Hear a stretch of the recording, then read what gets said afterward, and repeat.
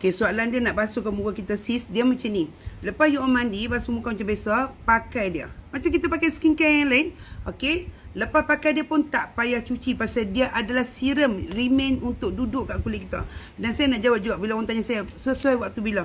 Kalau kita nak pakai waktu pagi boleh, waktu malam boleh. Kalau tanya saya dengan harga dia meledak dan result dia memang is cannot tin dan kita memang nak kulit cantik secepat mungkin, pakai sehari 2 kali. Kenapa? Baru dia berkesan lagi cepat. Lagi harga tengah murah, pitori. Dia instantly bila you pakai tu, you boleh rasa kulit you ni cekang, toin-toin ni. Saya pun dah start pakai kat tangan saya. Nampak tak tangan saya? Okey, makin cerah. Fine line saya tak ada. Yang hampa dulu duk kata duk tengok tangan saya. Sekarang ni tangan saya dengan muka hampa, tangan saya lagi okey.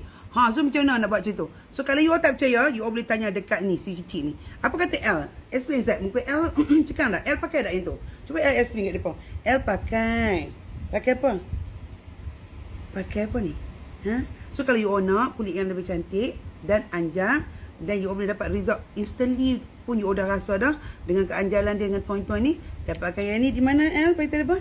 Di beg kuning. Tui L tu check out kenapa harga tengah murah. Betul tak L? Betul. Assalamualaikum.